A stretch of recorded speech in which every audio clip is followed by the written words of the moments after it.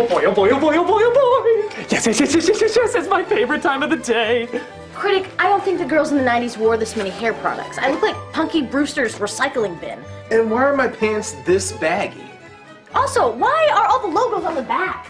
It's all part of the experience. Now sit down before it starts. Before what starts? You're just pressing play on the DVD player. You don't understand. This is the Disney afternoon. There's a certain ritual to this. We act like we just got back from school, throw our belongings on the ground for our mothers to pick up, surround ourselves in high fructose corn syrup, and reward ourselves for dealing with the mental scars of our tremendously flawed education system. Wait, aren't you talking about Disney's One Saturday Morning on ABC? Fuck Disney's One Saturday Morning on ABC! That was just a carbon copy cartoon cock comparison compared to the Disney afternoon.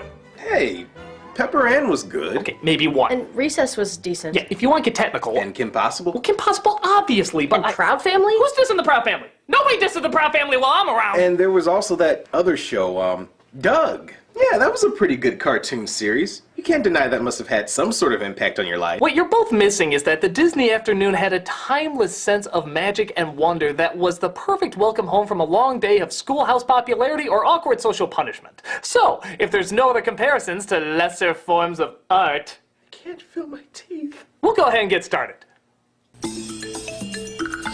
Oh my god, here we go, here we go! Step right up and come on in. Here's where the fun begins. There's so much to do. Get it ready just for you. Everybody's busy. Bringing you a Disney afternoon. Hey, can you feel the buzz? Well, you're gonna feel the buzz because everybody's busy. Just a little dizzy. Bringing you a Disney afternoon. For the first time ever from 1990 to 1997, Disney took some of its hit syndicated shows and ran them with all new material in a 2-hour block called the Disney Afternoon. Sure, there were some reruns and specials featuring the old classic Disney cartoons before then, but this was the first time Disney put a slew of new programming back to back in one glorious lineup. Most of it timeless, some of it not so much, but we'll get to that when we get to that. Let's look at Disney's first installment, Gummy Bears. Gummy bears, bouncing here and there and everywhere. High adventure that's beyond. And yes, the first thing you're thinking pops into everybody else's head too. Why and or how do you make a show based on a fruit snack whose head and limbs you disturbingly bite off? Well, despite such a distracting commercial tie-in, the show surprisingly wasn't that bad. A lot of that had to deal with its bright colors, fantasy-focused environment, and a theme song sung by the most easily excitable group ever. Just listen to how into it these guys get. It's impossible not to get sucked in yourself. High adventure that's beyond compare. They are the gummy bears. Magic and mystery are part of their history, along with the secret of gummy berry juice. Their legend is growing. They take pride in knowing the fight for what's right in whatever they do. Gummy bears bouncing here and there and everywhere. High adventure that's beyond compare. They are the gummy bears. They are the gummy bears. Little known fact, the singer actually died on that very last note. He was that into it. They are the gummy bears.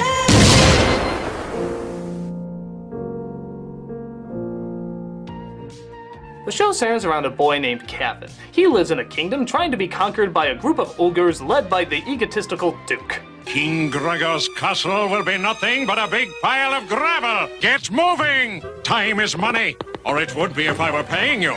Truth be told, I always thought the Duke through most of my childhood was just Skeletor before he lost his flesh. In fact, maybe this all takes place in the same universe and Skeletor is just the Duke's ghost. Tomorrow, the world! No, damn it! Now what flamboyant spectacle am I going to chase? Hello?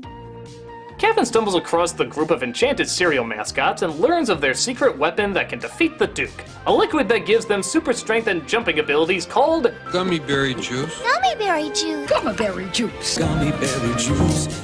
You know, couldn't you come up with a better name for such a gigantic source of power? Wouldn't the Force lose a little bit of its magic if it was called something different? You must use the yummy Muffy Puffy. Right. So it's a constant battle between our lovable plush toys and the evil monsters and sorcerers that plague the land.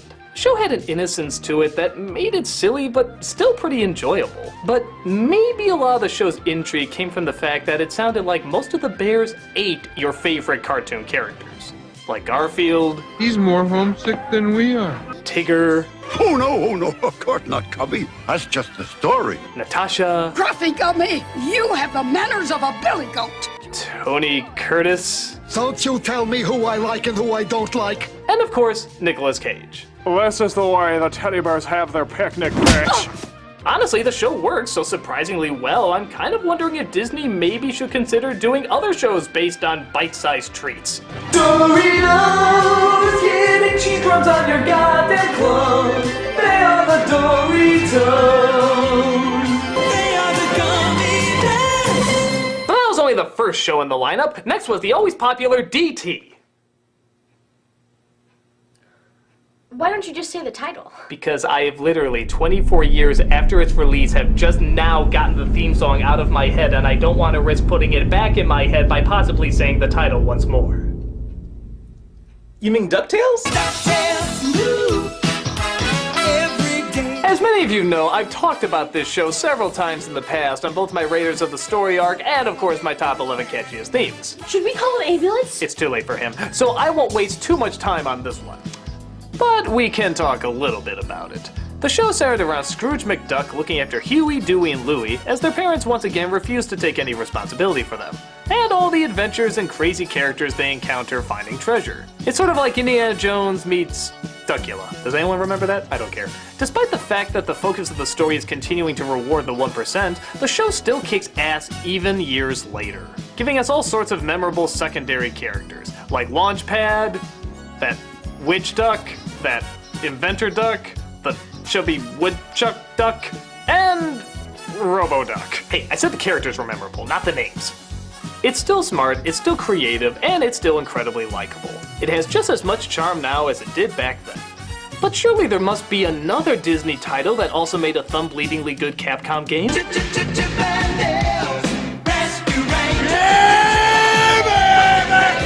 Now we're talking. Chip and Dale's Rescue Rangers was the famous chipmunk duo forming a team to help and save anyone in danger. Think of them as an anti-Pinky and the Brain. I'm Chip, and I'm Dale! You know Chip and Dale, of course, but on top of that there was Gadget, Zipper, and Monterey Jack.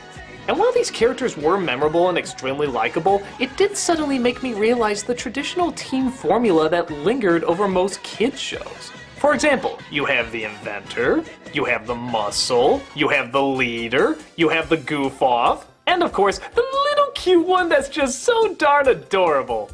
But let's be fair, this is when that formula was just starting to be put into effect. And give the show credit for putting two popular characters on a team instead of just keeping it two people whose real voices sound like Babs Bunny and the crazy taxi guy fighting over the same woman. I gotta hand it to you, Gadget. You were right about Tom after all. I always believed in you. Ooh. Most of their time was spent fighting off evil schemes, usually from the diabolical Fat Cat. Hello, my galvanized feline friend. And surprisingly, he has no political tie-ins despite the fact that his name is in fact Fat Cat. Though I guess he does look a touch like Christopher Christie. My $1 million dinner, gone down the drain! While we're on the subject, did you know that Chip and Dale were actually modeled after Indiana Jones and Magnum P.I.? God, wouldn't that have been a totally different show if it matched their personalities too?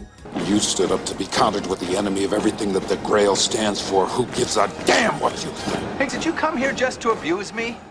The characters allow for a lot of inventive storylines and ideas. Like Gadget, being the rodent equivalent of MacGyver. I mean, good God, just look at half the things she makes. Gee, Gadget, didn't you put any brakes on this thing? Don't be silly, Chip.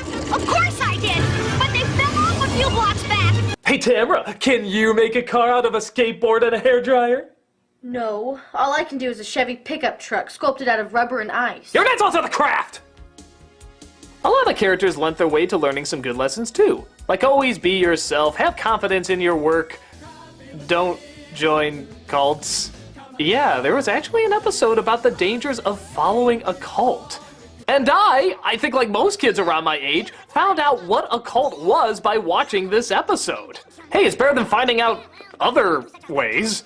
He had more cheese wedges than he could count, but he's far richer in spirit now that he's giving up all his wealth to be fizzed. It's actually pretty clever social satire. A group of mice mistake a cola commercial, you know, the ones that always say you don't belong unless you buy our product, and they turn it into a literal interpretation.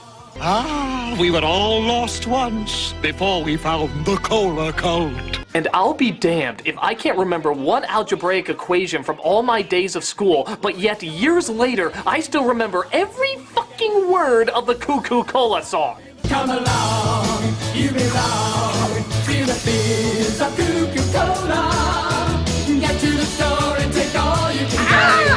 You'll meet all the flavors, orange and cherry. You belong with Cuckoo Cola. It was cute, it was clever, it had characters we could never forget, it was a whole lot of fun. After Chip and Dale wrapped up, we then moved on to a show with a familiar character who's a bumbling pilot with his gigantic plane and the timeless environment that he inhabited. I'm talking, of course, about the Jungle Book.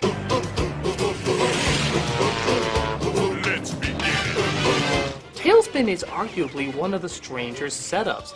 Not because of the plot itself about a delivery pilot who battles air pirates along with his sidekick Kit, but why the Jungle Book characters? It's like having the cast of Bambi in a film noir. It doesn't add up.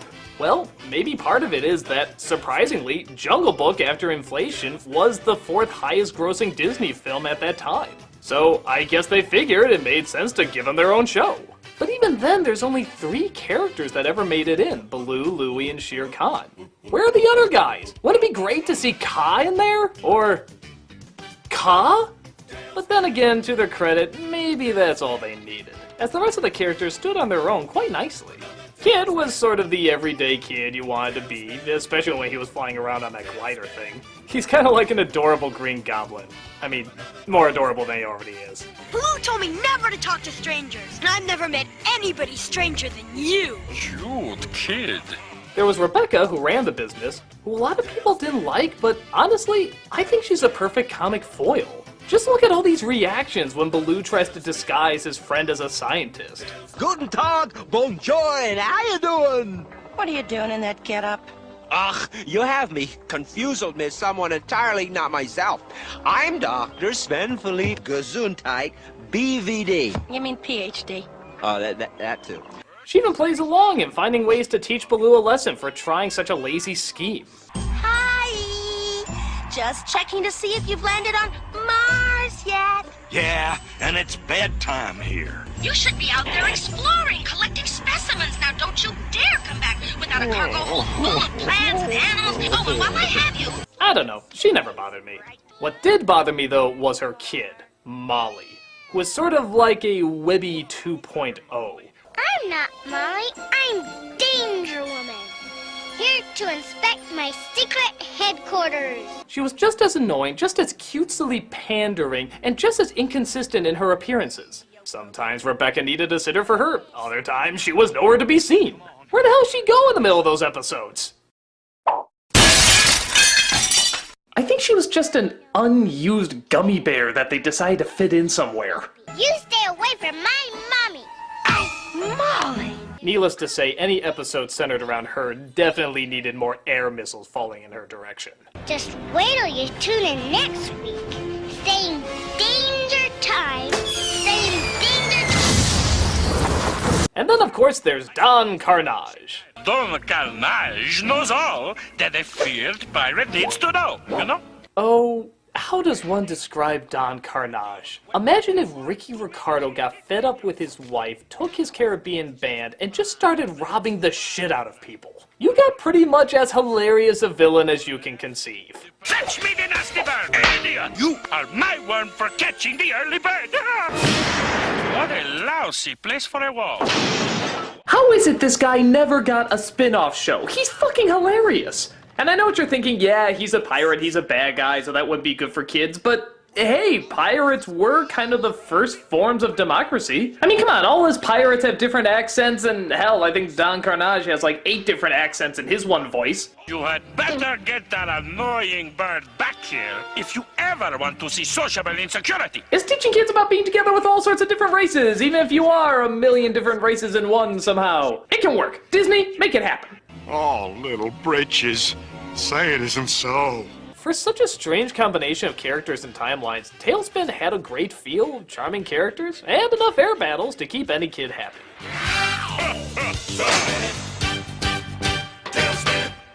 But sadly, this would spell the end for Disney's phenomenal run. What? You didn't like Darkwing Duck? How dare you indicate I don't like Darkwing Duck? Do I have to get out my people who don't like Darkwing Duck gun?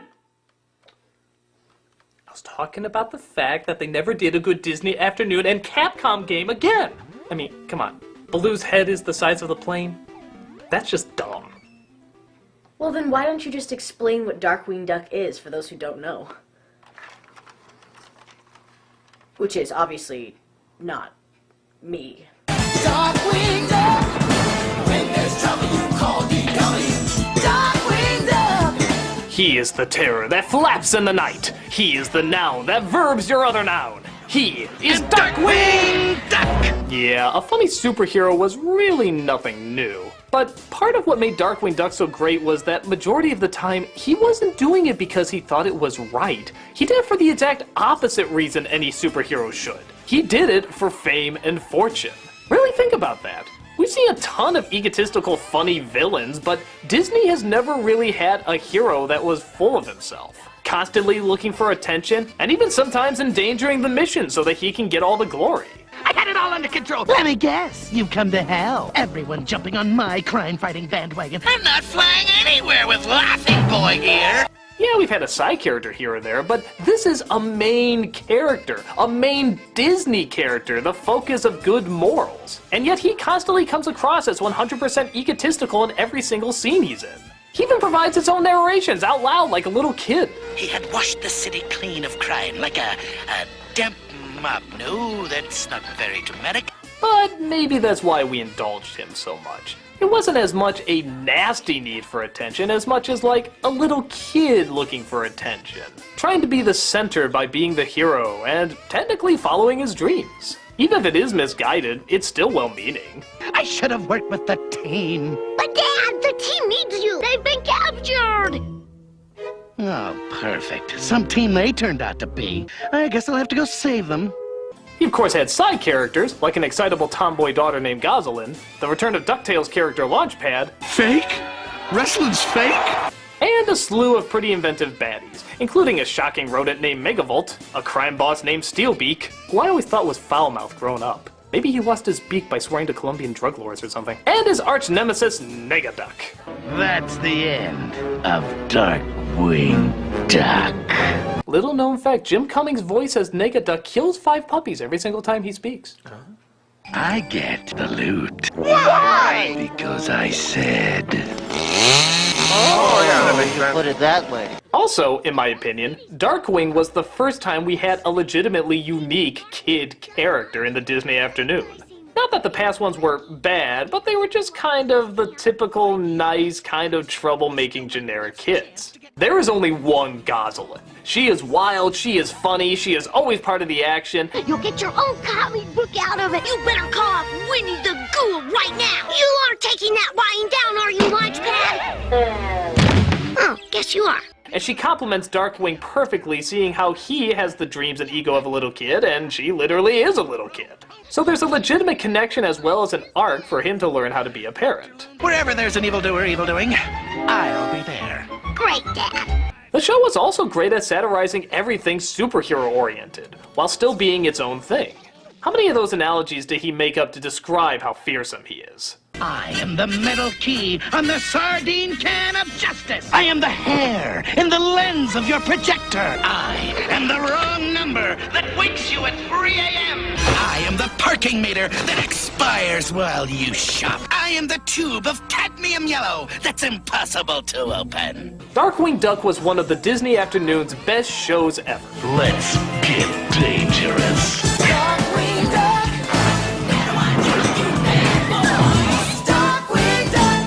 Before, sadly, its inevitable decline. Decline? What do you mean decline? Well, like any ongoing series that we love, what goes up must eventually come down. But we'll worry about that in the second half. For now, what do you say we all watch commercials while eating some Teenage Mutant Ninja Turtle fruit snacks? Ew, you held on to those since the 90s? Oh no, they're current. Oh, well, heck with that. I'm gonna reconnect with My Little Pony. Oh, you held on to that since childhood? No, it's current. Well, I'm gonna reconnect with my nostalgia by playing with my Transformer. Did you get that out of your attic? No, it's current. Well, let's do something that's not current by watching children's cartoons while talking over them.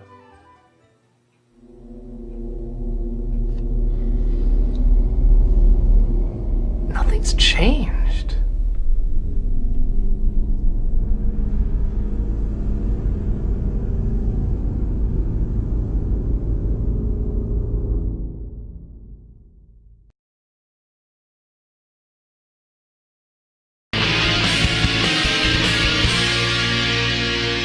Alright, so you're saying that the Disney afternoon went downhill after Darkwing Duck.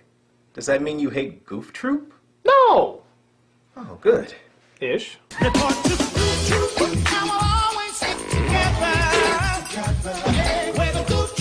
Goof Troop by no means is a bad show. It's aired around Goofy and his son Max living in suburbia next to Pete and his family, PJ, Peg, and Pistol. It still had a lot of funny characters, humorous situations, and a big deal of heart. But this is back when Disney was trying to be... kill! Just look at this music video that premiered with the first episode and tell me you're not getting that vibe. Coolest thing isn't always it. Sometimes you gotta goof just a little bit. Oh yeah, all the kids are gonna be doing the Goofy this week. I get the feeling the Mad Hatter's gonna steal a move or two from this. This is total jigginess.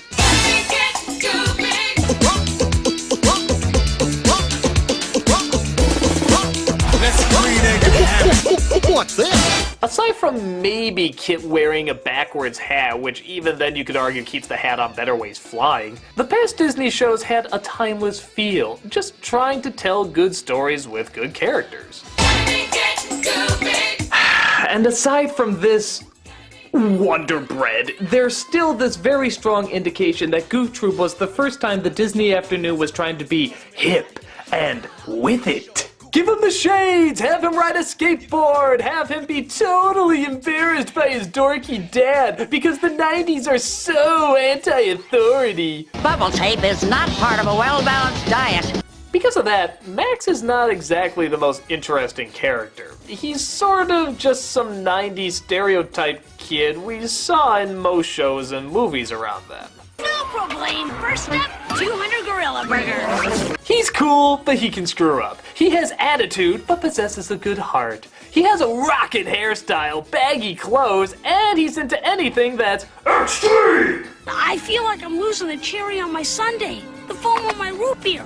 But to the show's credit, he's not annoying per se. There's just not much to him. For me, the real focus of the show was on Pete's family. I wish the show was just based on these guys. This is where the real comedy gold was. Playing sick, eh? Well, you can't fool me, see? I was a fool way before you were born. You have an overbearing father, a completely neurotic son, a half-kind but half-threatening mother, and a psychotic little daughter. Seriously, who names their kid Pistol? Now go out there and uphold the family IQ. I loved these guys. I wanted more of them. In fact, why couldn't they have the title of the show? Call it Pete Beat. Okay, title needs to work, but you get the idea. I think because shows like Home Improvement and Family Matters were just as popular with kids as they were with adults, there's this big push to throw away the wild imaginative worlds and stick to the all-too comforting, all-too boring realms of suburbia. And what fun is that in an animated show? At least for kids. I mean, what kind of adventures ever happen in suburbia?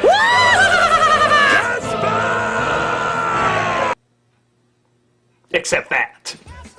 But again, as everyday cartoon shows go, Goof Troop still got a few laughs and had enough enjoyable characters to keep it afloat.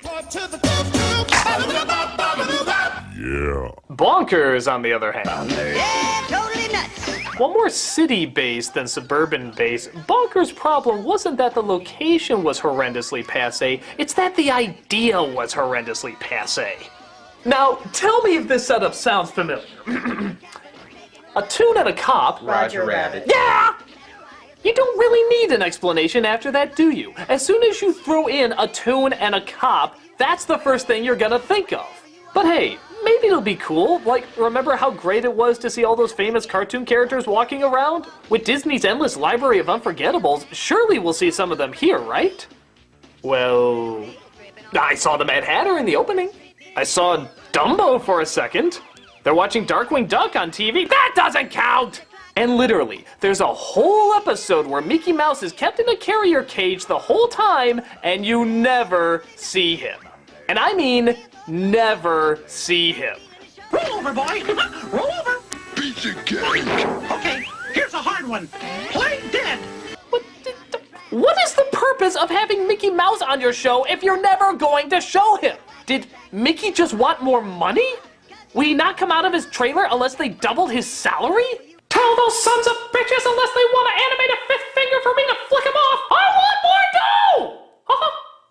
And surely Bonkers, the main character of the show, would in no way be so annoying you'd rather smash a hammer against your ears to experience a more pleasant sound. Electrocute me, burn me to a crisp, and blow up the police station? Where did I go wrong? Oh, how did I fail my pet? Yes, Bonkers was kind of like a mix between the Garbage Pail Kids and Snarf, yet somehow they thought audiences would want to return to this. We have to go to Corkscrew and unmask the imposter! How could those little monsters do this to me? I trusted them! Even the side characters, one of them being a stick-in-the-mud cop who has no sense of humor. Roger Rabbit. I know! It's a little confusing because at least in Roger Rabbit, it was live action and animation. Here, it's all animation. So the wonder if it doesn't really stick out. I mean, yeah, you get the idea that all the drawn people are supposed to be real people, but let's say they come across a cartoon of Aladdin. You wouldn't know which one was supposed to be the tune and which one was supposed to be real, would ya?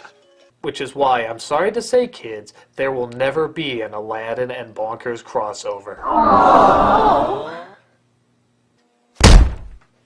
Even Animaniacs, who share the same time slot, took a pretty mean dig at it every once in a while. Ah, no wonder you like that Bonkers show. That junk's rotting out your brain there. It wasn't funny, it wasn't creative, pretty much everything about it had already been done before. It was a show that was in desperate need of an eraser. Wherever you are.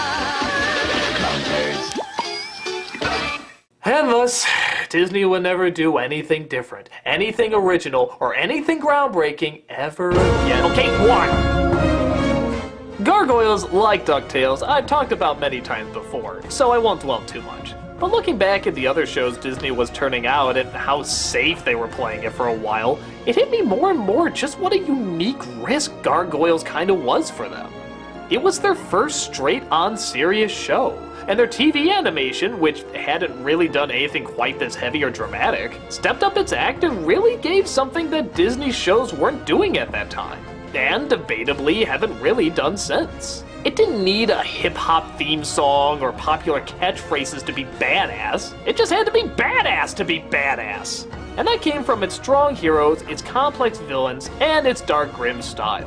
Also, half the cast of every Star Trek series ever made helps too. It was a fantastic show, and we loved every single minute of it. Why? Because never once did it ever rely on any sort of cheap Disney gimmicks. We had Aladdin for that. Arabian Nights, like Arabian Days. I'll try not to step on too many toes, as I know a lot of people like this show. And in all fairness, it's not a bad idea for a show. Aladdin offered a lot of great scenarios that could be taken right out of Arabian Nights, and I'll also give kudos that I actually do remember a lot of the characters they created. I remember Abi Small, Mirage, Sadira, Chaos, that other Aladdin with the girly lips. These were all cool creations that left memorable impressions. Strangely enough, the problems with the show were more centered on the main characters, even though their popularity had already made a ton of money in the past. But let's be honest, what made a lot of the original movies so great was its imagination and its humor. Here, we have the imagination, but instead of Robin Williams' improvisations, we get... Hold it! Did you risk a boo on a bet? You must show respect to the Simeon family. Homer Simpson bombing at stand-up. And yes, that is Homer's voice, Dan Castellaneta, clearly giving it his all. But the scripts he's handed gives him very little to work with. Aladdin and Jasmine are strong enough to hold a movie, but here, they're so bland you could replace them with an empty shell and Michael Eisner saying, "That's you! You're doing that!" The monkey still sounds like a choking Donald Duck, and by Jesus on Broadway, there is way too much Gilbert Gottfried on this show. Could we leave the bird a little dignity? Must be that new cream rinse I'm using. And Abysmal fries my gizzard! Why do people keep casting me as irritatingly annoying birds? The animation too is a little strange, as half of it's trying to be realistic like gargoyles, but then the other half is trying to be cartoony like Bonkers. So you end up with big expressionless eyes on what looks like stretchy erasers. Look at these. They look more like flesh-colored Play-Doh than they do Aladdin. I'm not even sure it makes sense. In the movie, they say they have to marry in 3 days, but they're still not hitched in the show. And if Aladdin is allowed to live in the palace now, how come he's still wearing the clothes he wore as a thief? Does Jasmine just really like the Middle Eastern male stripper look? I guess as a show based on a movie goes, it could have been a lot worse, but trying to capture that Disney movie feel seems to work better when you can expand with your main characters, not be restricted by them. God, he looks unnatural. Come on down, stop on by, hop a carpet and fly to another Arabian night. But not all Disney shows based on Disney movies have to be bad, they just have to have annoying themes.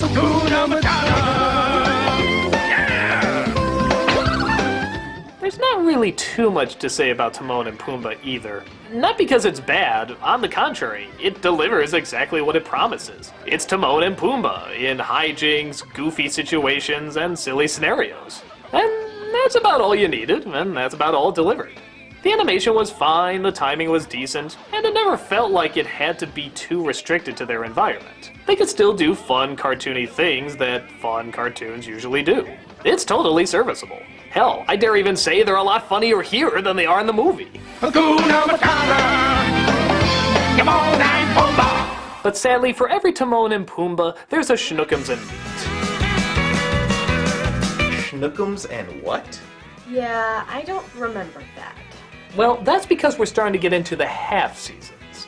You see, as the Disney afternoon started to lose its audience, it took one of their time slots and would constantly alternate in between shows. So Tuesday at 4 might be Bonkers, but Wednesday at 4 could be Gargoyles, and Friday at 4 could be Legend of Zelda. I mean Schnookums and meat. This was part of their attempt to just throw stuff at the wall to see what sticks. And did Schnookums and meat stick? If by stick, you mean I like to impale them on something very sharp. Just look at this intro and tell me if it reminds you of anything. Anything familiar at all.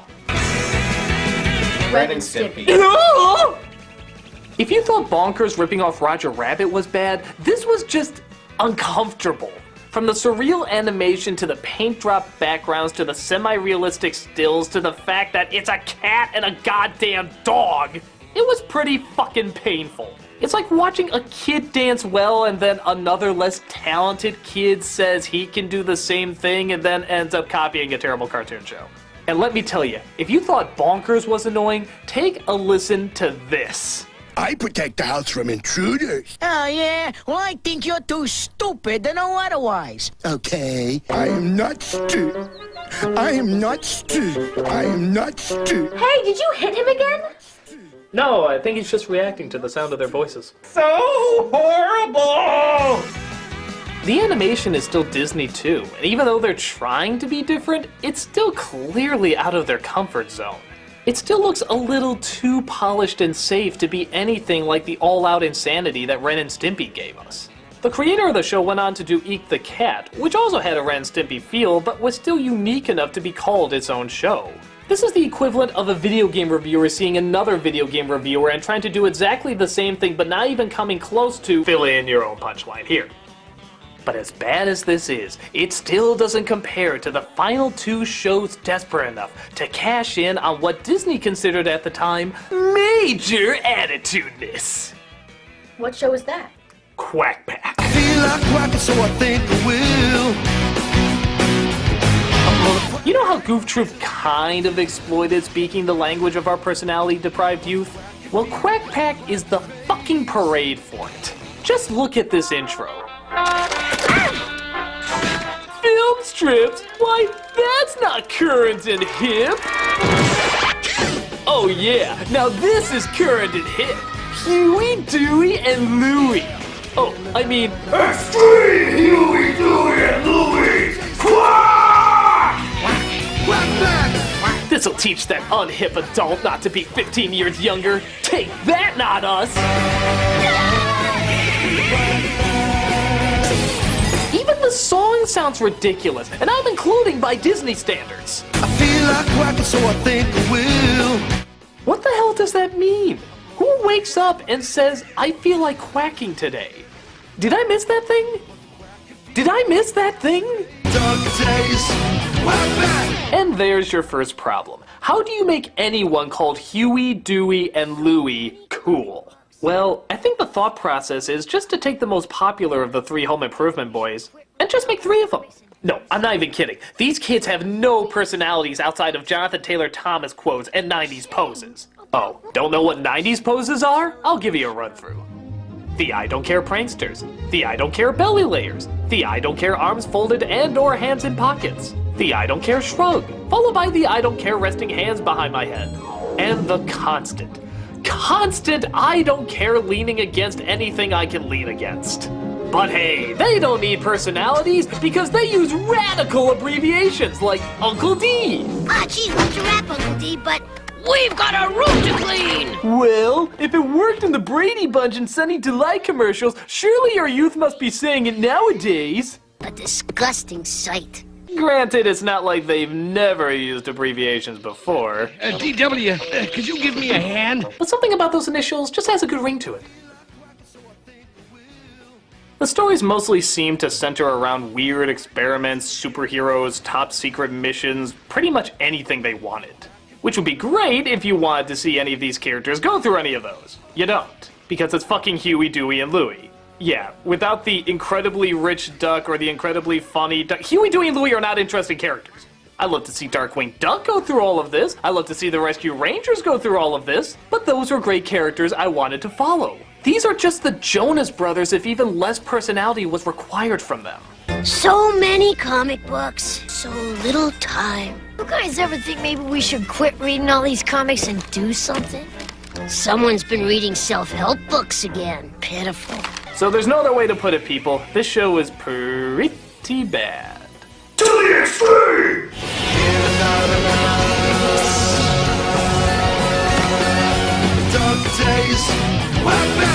So after their attempt at making has-been ducks look cool, they tried something different? Oh, Malcolm, that would indicate that Disney would not be 5 years behind what's popular. And in the late 90s, they were all about that. Enter the Mighty Ducks. That's right!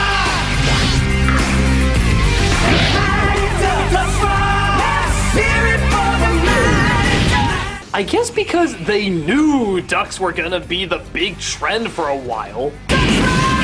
Yeah, everyone's gonna be saying ducks rock this year. This'll be much better than fish rule or logs are totally radical tubular some. We were given a show based on a movie 5 years old that had nothing to do with the movie that was 5 years old. In fact, the connection is so vague that you kind of wonder how the hell they got this set up. It's actually kind of intriguing. Hey, I'm an inspiring show creator and I wanted to make a series based on the Mighty Ducks. The kids with the hockey team? Yeah! I love it! Except, can we make the kids ducks? Well, it is a kid show, so I guess that's okay. And can we make them teenagers because little kids wanting to be teenagers is really big right now? I suppose. And can we have them fighting aliens in another dimension where there's nothing but ducks and hockey is more of a side thing? I mean, that has nothing to do with my idea. But it has everything to do with my idea. I'm glad we found a compromise. Hug me! And yes, that is the story. They come from a dimension where everything is obsessed with hockey. Heck, even the asteroids look like hockey pucks because they didn't want to seem uncool. And dimensions are crossed between our world and a world populated by ducks. Oh, sweet Jesus, it's Howard the Duck all over again! Quick, hide your squeaking Tim Robinses! Once again, the main characters came down to the typical team stereotypes. Except this time, it truly was David. Including the stern leader, the muscle, the goof-off, and... You dunderheads can't steal a simple piece of aluminum oxide. Tim Curry? Okay, the only advantage it has is that Tim Curry is the villain. And the only bigger advantage than that was that Tony Jay, the voice of Frollo, was his second-hand man. That simple piece of aluminum oxide has a very complicated alarm system. Okay, I am totally pro Tim Curry and Tony Jay sharing any scene under any circumstances. The battle is on to see which one of our voices can get women to orgasm first. Well, that should be easy. My voice is 10 times deeper. But my voice is so much sexier. I can make the phone book sound juicy. I can wear women's clothing and still be hot. We can even sound sexy saying the most non-sexy thing ever. Ducks rock! God, that really does suck the cool out of everything. My rolling Congo is sounding good about now. Like I said, it was stupid, it was painful, it was beyond force, and it was the final nail in the coffin that killed the Disney afternoon.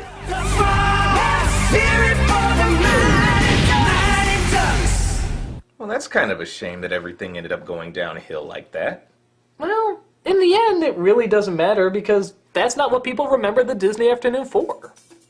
It's remembered for all the creativity, all the comedy, all the colorful characters, all the unforgettable worlds. Everything has to have an end, and at least they went out on such a stupidly bad note it couldn't be forgotten.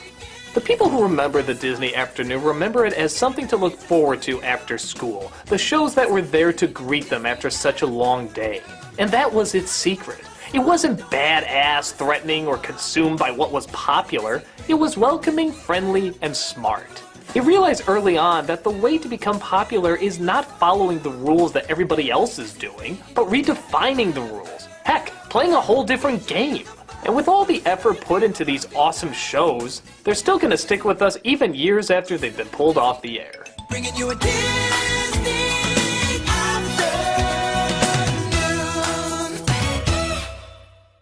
Well, Disney afternoon is over. Now what do we do?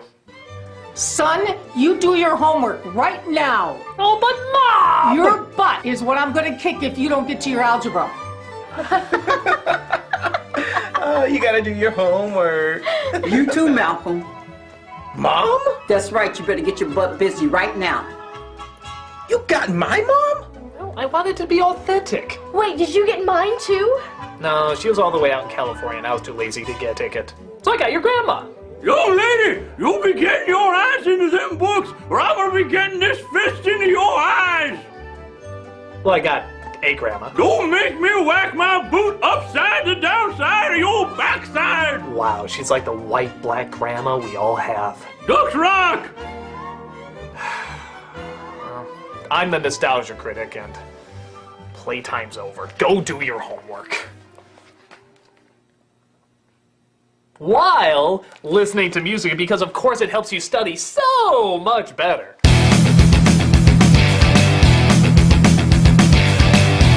Dang nabbit! Ow! White black grandma!